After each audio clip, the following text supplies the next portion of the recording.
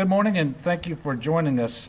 Obviously, this is a very important press conference, and we are needing people across South Louisiana to really pay attention to the weather and understand that everything we're doing in a COVID pandemic environment, which complicates things greatly. I did want to thank Senate President Paige Cortez and House Speaker Clay Sexsnyder for being with us this morning. And in addition to them, we have Ben Schott from the National Weather Service. He will be briefing in just a few moments, and then I'll come up on the backside of his briefing and conclude my prepared remarks. Obviously, we have a very unique situation with two storms that are unfortunately headed towards Louisiana. We do expect impact here and within 48 hours of one another. So the temporal proximity and the geographic proximity of these storms pose a challenge that, quite frankly, we've not seen before. And as a result, we don't know exactly what to expect, and I guess you never know exactly what to expect, but this is a very serious situation. The people of Louisiana certainly need to be prepared for Marco, which as of now is a hurricane. That's a new update from the National Weather Service. Marco has been upgraded to a Category 1 hurricane. We expect it to be a Category 1 upon making landfall in Louisiana. Impacts will begin really overnight with tropical storm force winds in southeast Louisiana. Less than 48 hours later, we are expecting Laura to make landfall, and all across South Louisiana as it moves from east to west, there will be impacts pre-landfall from Laura. We're going to give you a lot of information today, and you probably have been watching your local news and the National Weather Service and so forth, but I want to be very clear at the outset. These storms are not to be taken lightly, especially because there are two of them, and they're going to impact so much of South Louisiana so close together.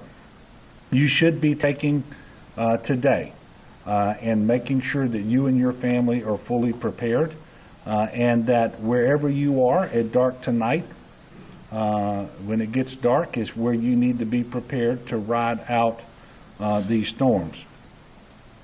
So, and I do want to repeat that.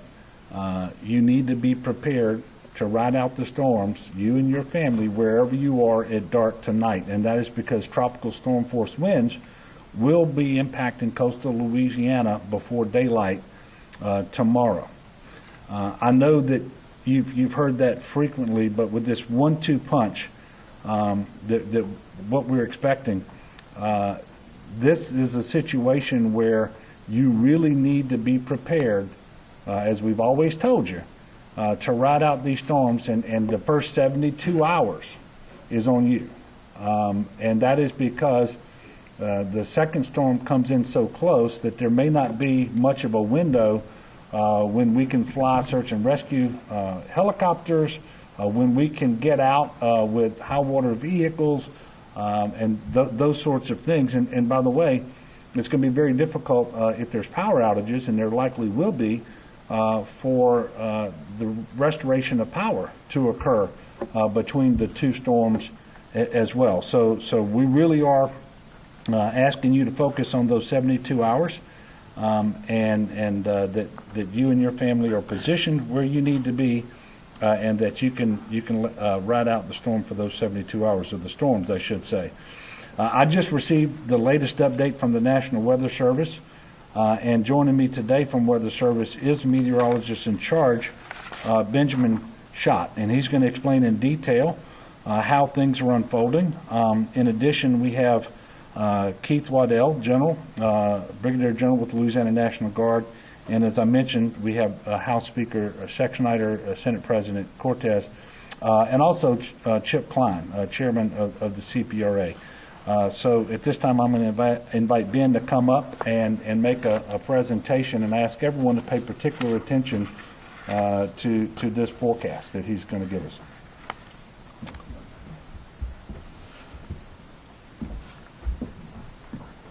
Good morning, everyone. I want to thank the governor for inviting us at the National Weather Service to this briefing. We have, like he mentioned, a 1-2 punch that's going to hit the state of Louisiana.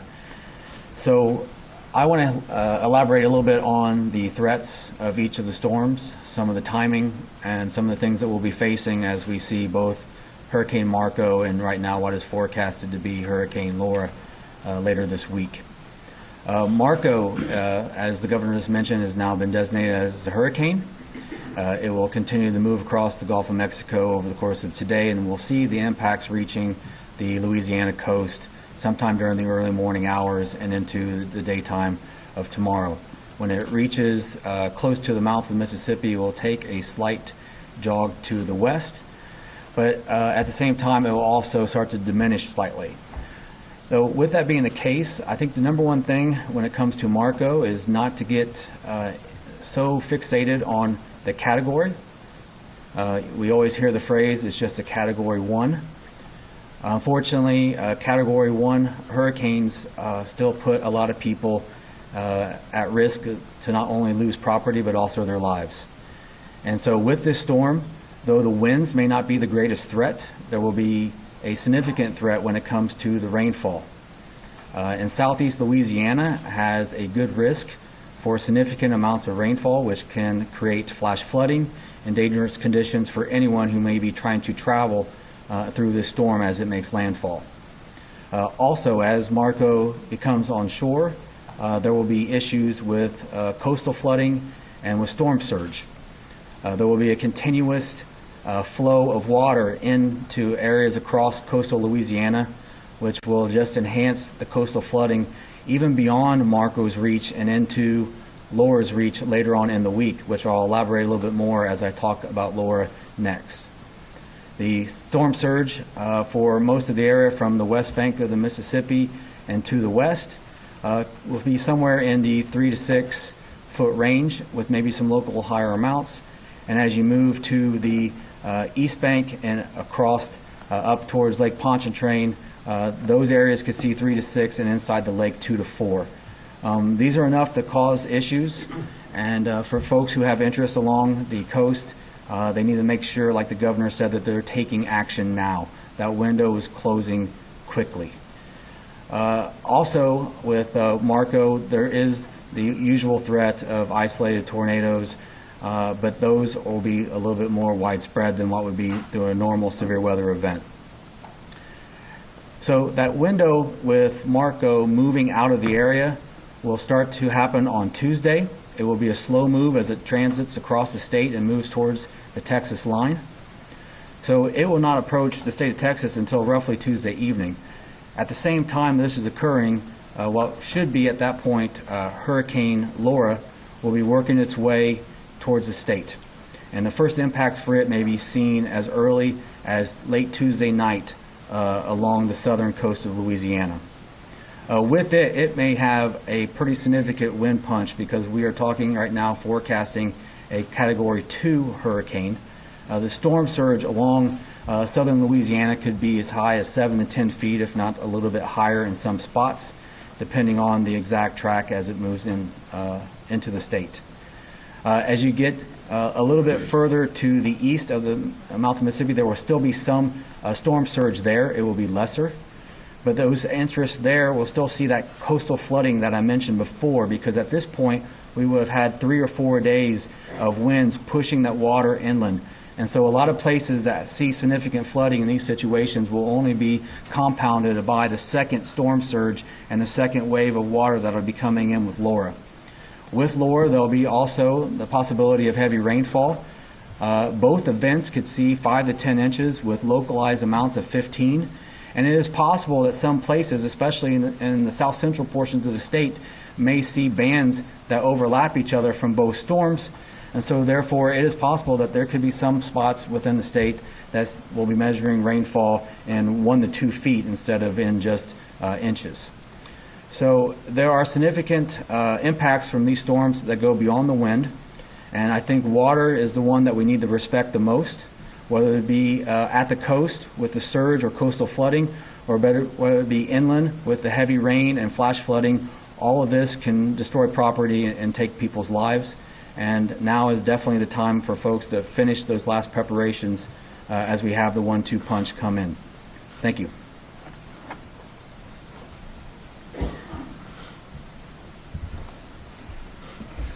Thank you very much, Ben. Appreciate that.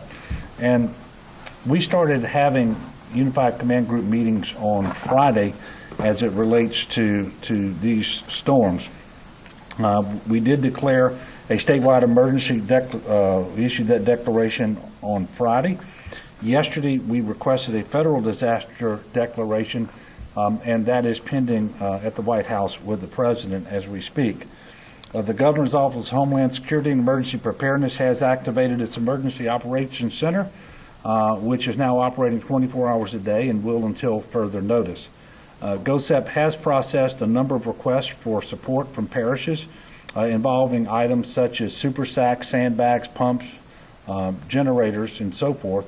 And the Crisis Action Team will continue to process these requests and others that we receive throughout these two storms. At this time, and this is changing every few minutes, but 17 parishes have issued parish emergency declarations. Another 17 or so are in the process of doing that, and we will expect more to follow. CPRA is monitoring a total of 689 gates, both along the river and across the coast. As of this morning, 194 gates are closed. CPRA continues to provide modeling data for gate closures to all levee districts and parishes, and we'll be sharing that modeling with the parishes in a call later this afternoon. As you all can imagine, we have not yet, before this week, had an occasion to need to model two storms coming in close proximity like this, and trying to figure out what that storm surge is going to be is very difficult. But as Ben just told you, the primary threat from these hurricanes, and look, we have to take it all seriously. The wind is certainly a hazard, can spin off tornadoes, but this is primarily going to be a water event, both because of the storm surge and the flooding, because of rainfall and river flooding. And all of that is related because the rivers can't discharge and empty and drain so long as the storm surge is building up and that southeast wind continues. And if those bands from one or more of those storms set up and become stationary over the same area, you know that there's going to be a heavy rainfall. So this is primarily going to be a water event, and trying to figure out what that storm surge is going to be is tough. But what we know is there's going to be storm surge from Marco. We know that water is not going to recede hardly at all before Laura hits. And so we've not seen this before, and that's why people need to be paying particular attention. In Grand Isle, the CPRA has provided and funded super sacks that are being deployed by the National Guard along the Gulf side to protect the levee. Also provided 2 500 kW generators that have been delivered, and additional pumps are being sent to Grand Isle today.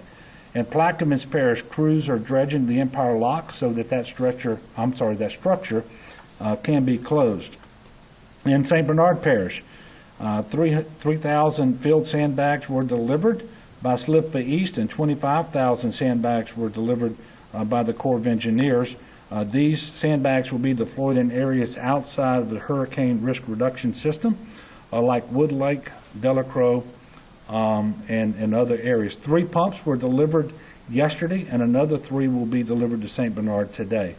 The National Guard is pre-positioning its personnel and assets, including high water vehicles, across southern Louisiana, and they are continuing to position super sack, sandbags, generators, and so forth. And obviously, they're delivering those assets across South Louisiana. There are currently 1,800 guardsmen on drill duty who are ready to provide support. We have received from FEMA, and we want to thank them now. We've got John Long, who is a FEMA representative who's been embedded with us for many weeks now because of the COVID pandemic.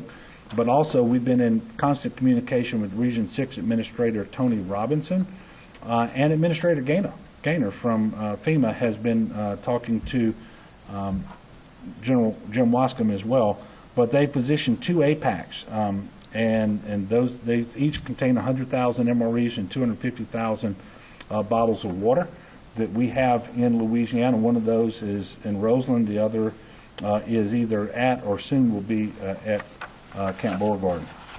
Of course, the COVID-19 pandemic is still with us.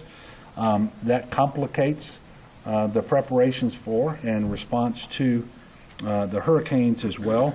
Everybody needs to keep that in mind as you prepare your emergency kits and make preparations to protect yourselves and your families, your businesses, your pets. We still have to practice mitigation measures to keep each other safe, especially if we're going to be coming into more contact with one another for extended periods of time.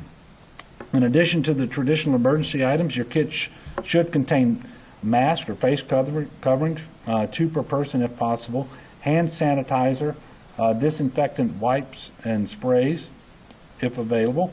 And remember, we are encouraging everyone over the age of 2, if possible, to wear a mask unless you have some medical condition that prevents that. COVID testing will pause on Monday and Tuesday in terms of our community-based testing sites that we've been administering across the state of Louisiana. Likely because of the way these storms are positioned now and the forecast that those closures may continue for additional days in the week. We will keep you updated because obviously testing is incredibly important and we want people to be tested as soon as possible. Certainly if you're symptomatic or if you've been exposed to someone with COVID. The Department of Health did update the numbers a few moments ago. I'll share those with you. And before I do, remember we didn't report on Saturday, so these are the numbers for both Saturday and Sunday. The last time we reported was Friday. Sadly, we're reporting 59 new deaths today, COVID-19, and we are reporting 1,200 new cases of COVID-19. Again, those are for 2 days. The good news we have is that hospitalizations COVID-19 around the state are down to 941. That's 109 below the number that we've reported on Friday. And we are also reporting that 152 of the 941 are on mechanical ventilators. This is an important reminder when it comes to sheltering in place. We still have a lot of COVID-19 in Louisiana, tens of thousands of cases across the state, and as many as half of which are completely asymptomatic. And so that makes this a very difficult emergency to manage without having the natural disaster on top of it. So please protect yourselves and your family against COVID to the maximum degree possible. And all of the mitigation measures we've been talking about are those that we have to follow now. It's just that they're even more important. So wearing your mask, physical distancing, washing your hands, and so forth, incredibly important.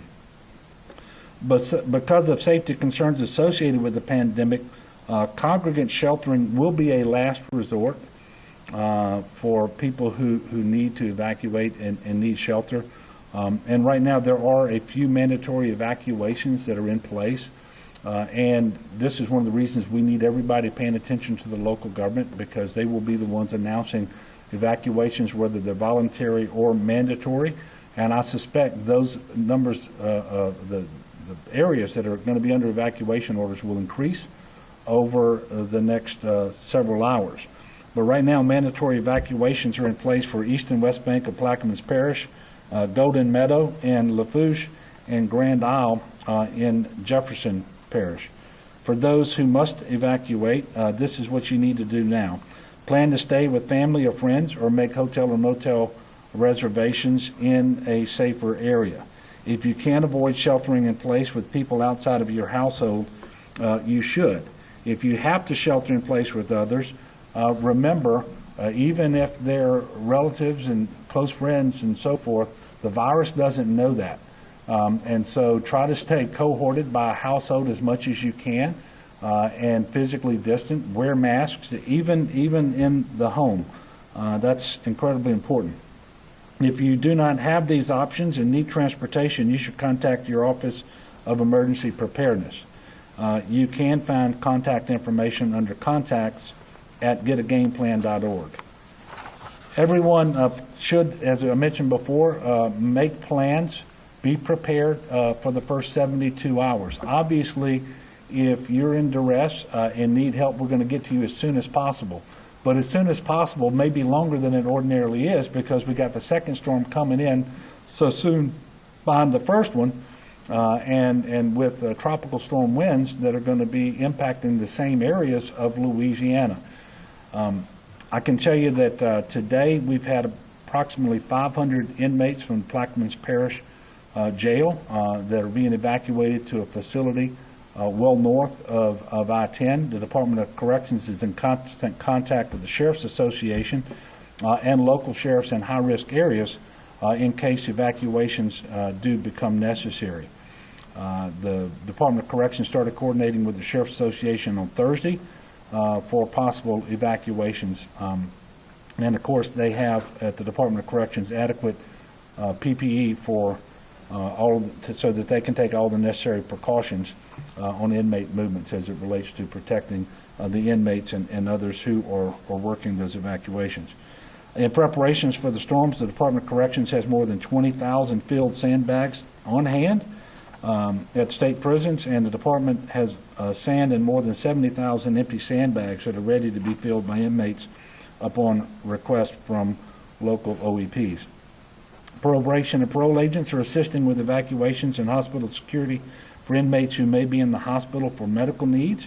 Pardon and parole board hearings for the week of August 24th, 28th through the 28th, I should say, are canceled. All state offices in South Louisiana on the North Shore will be closed tomorrow, Monday. Closures extending beyond Monday are likely across much of Louisiana, especially South Louisiana, but those will be announced later. And there will be official announcement by agency later today on these office closures. We do know a lot of people are concerned about food right now.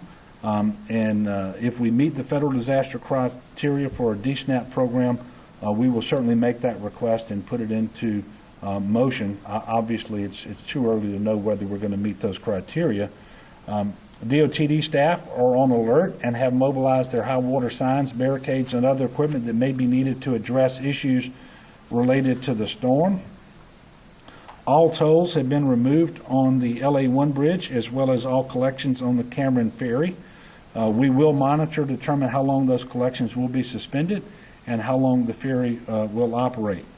Debris contractors and monitors have been notified, and we are coordinating with them.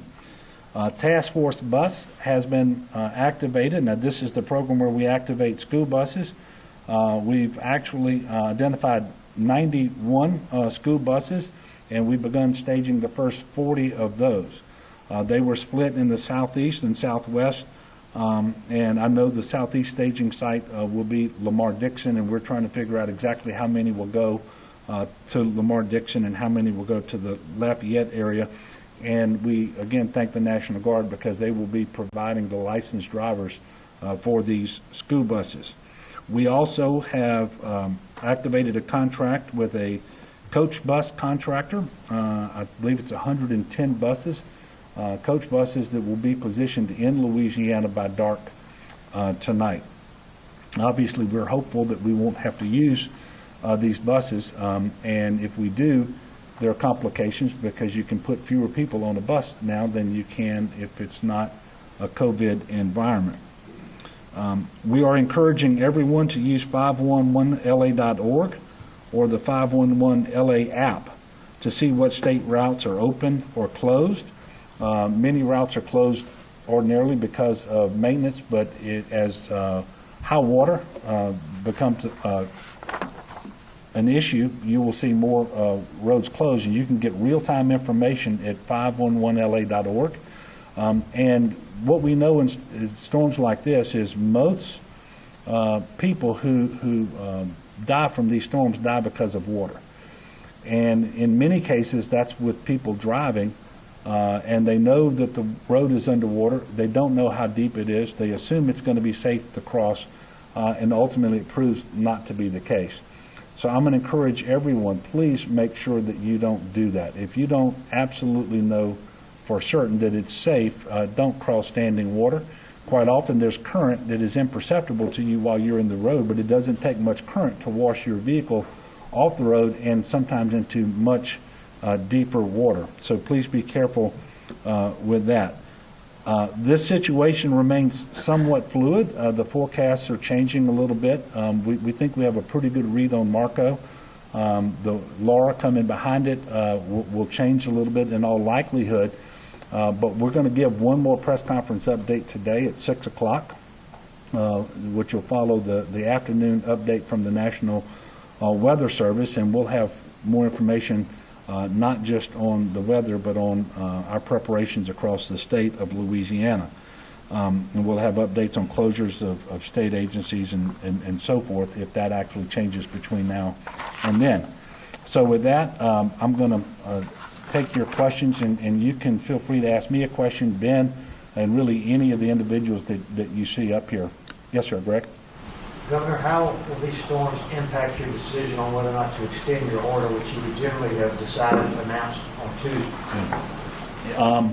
Don't know yet. Obviously, we have the same people that work the COVID emergency who work in the two hurricanes as well. And so we just don't know, and I haven't yet had that gating criteria meeting. It was scheduled for tomorrow afternoon. And the other thing you have to try to figure out is at the end of this process, I hope we don't have to do congregate sheltering, but if we do, to what degree have we done that? How many people have we brought into contact with one another? And so we've got a whole new set of things that we have to think about, and I'll have more information for you either tonight or tomorrow morning about what that new timeline looks like. We know the current proclamation expires on Friday. There will be a new one in its place. I don't yet know exactly what the timeline is going to look like in terms of making and announcing a decision on that. And I would just ask that people bear with us on it. Yes, sir, Sam? Still moving forward with congregate sheltering when it could be buying out hotels to put people in? Well, first of all, we are hopeful that we're not going to have to do a lot of sheltering. If we do have to open congregate sheltering, we will. As we've been telling you all for months now, we've been coordinating with FEMA with the idea that we would, in fact, use motels and hotels, which have a lot of vacancy, before we would do mass sheltering.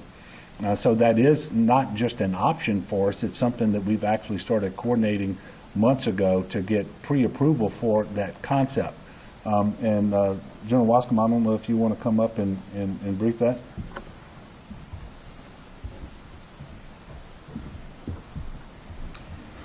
Yeah, Sam, we have been in consultation with FEMA. We've talked about the non-congregate sheltering. The emergency declaration that is with the president right now requests to turn that on if need be. So we can use the hotels for non-congregate sheltering once that's approved. Again, for a Cat 1 storm like this, those areas outside the protected levee system, obviously we're going to have storm surge. Those people are being asked to get out, as you saw from the evacuations. So normally for a Category 1 storm, Category 2 storm, we don't have mass evacuations from the coast like we would for a Cat 3 or higher. So we are looking at that. Obviously, if the need should arise, if we do have to go into congregate sheltering and use it, we are prepared to segregate by families. There will be protocols in place for thermometers there. There will be PPE at those shelters, and there will be ways to isolate cohorts and families that come in. So we're looking at all those factors to get at this the sheltering piece. Along with that note, can you kind of tell us what that will look like if we are put in that situation where we need congregate shelters? Well, sure. Like I said, if the locals open up a congregate shelter, they will have personnel staged there, support staff. They will be there with thermometers. They will have PPE for the folks that come in. They will be spaced. We will not have the usual capacity we have for congregate sheltering. And so those are the things that we take into account if we should have to go to congregate sheltering. Obviously, the numbers that we could put in a shelter are going to be diminished because of the spacing. Some of these shelters, for instance, in our state shelters, we have some of the tonnage that we've had in the Moriel Convention Center that we've set up where we can cohort families and the like when they come in. So where we can, we'll do that as well. Yeah, great. But no shelters, you're preparing for that, but none have been opened. No, yet. sir. You're not That's seeing correct. anybody yet. That's correct. Sam? I have a question for Mr. Shaw. Could you talk about it looks like Category 1 for Marco and forecasting Category 2 for Laura. Is that more or less the ceiling for these storms in terms of their intensity? I would say for Marco, yes. There's some limiting factors that could keep Marco from developing any further beyond Category 1. There is the uncertainty of actually how far Laura will develop. Right now, the National Hurricane Center and working with us, and they have some amazing forecasters there. They are seeing what from the modeling that right now a Category 2 looks like the most likely scenario for Laura. But there is some modeling that shows it both stronger than that and weaker than that. And so the important part with Laura as we move forward is watching what happens after it comes off of Cuba, because at that point it will enter into the open waters of the Gulf of Mexico, and then it will have the entire transit across the Gulf of Mexico and above normal sea surface temperatures and in an environment that will allow it to continue to develop, which is why we see it going from a strong tropical storm to a Category 2 hurricane before it reaches the coast. So yes, to answer your question a little bit more succinctly, Laura is the one that would have the possibility to be a little bit stronger than what is currently forecast. Marco right now, I doubt will have any surprises for us between now and when it reaches the coast tomorrow. So, can you say where you think Marco now, not precisely, but very, very close to where landfall? Since you say you got a good idea on that. Yeah, so right now, I mean, you can see, I think the track is here behind us right now. And so just to describe a little bit about the track and what you're seeing on the map, because people see these maps all the time. The cone that you see there is not an impact cone. It is not anything but other just saying that 66% of the time the storm travels in that area. So right now, the best forecast looking at all the current modeling shows it with landfall in southeastern Louisiana as we approach Monday morning. The likelihood of it being outside there is much smaller. It falls into that 33% category. So I would say from everything that I've seen with the modeling and as we're seeing things develop today, it is unlikely that it will move outside of that. But the one thing that I want to reiterate is that is not, again, the impact cone. Impacts happen outside that, and a lot of times people look at those maps and they get fixated on the center line and the cone and thinking nothing happens outside of there. There will be plenty of heavy rain, gusty winds. The coastal flooding, the storm surge will happen outside of that cone area. So I just wanted to reiterate that as well on top of the original question. Let's talk about just like, have we ever seen anything like this where two storms are barreling towards the same area, one after the other? And if so, how unprecedented was it? When was the last time we saw something like this? Sure. So there's been multiple times where there's been multiple storms in the Gulf at the same time, but that has not happened since the 50s. And usually when that occurs, you have one, like the last example was one impacting the South Texas coast and one impacting Florida, moving in different directions. Obviously, one moving inland into Texas, one moving inland to Florida. So the unprecedented kind of thing here is that it's the same state within 48 hours of each other. Not just that they're both in the Gulf of Mexico at the same time. So at least in modern meteorological history, where we've had satellites and able to track this and go back and look at the history, there's never been anything we've seen like this before, where you could have possibly two hurricanes hitting within miles of each other over a 48-hour period.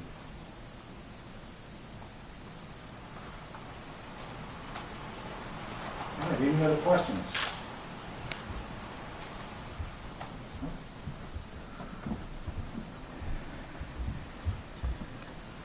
Okay, if there's no other questions, I again want to thank all of you for covering this event. I'm encouraging the people of Louisiana to obviously take this very seriously.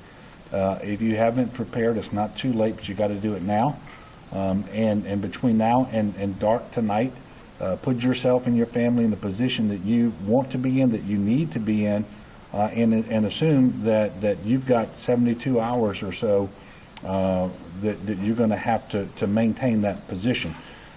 Again, we will have another press conference later today, approximately 6 p.m., with the latest updates regarding the weather and any other preparations we're making across Louisiana and any other guidance that we have for our citizens. And as always, I ask people not just to work to better prepare themselves for this storm, but also to make sure that you lift up the state and its people in your prayers. And that we will be spared the worst of what we have been led to believe is possible. So thank you all very much, and we'll see you at 6 o'clock tonight.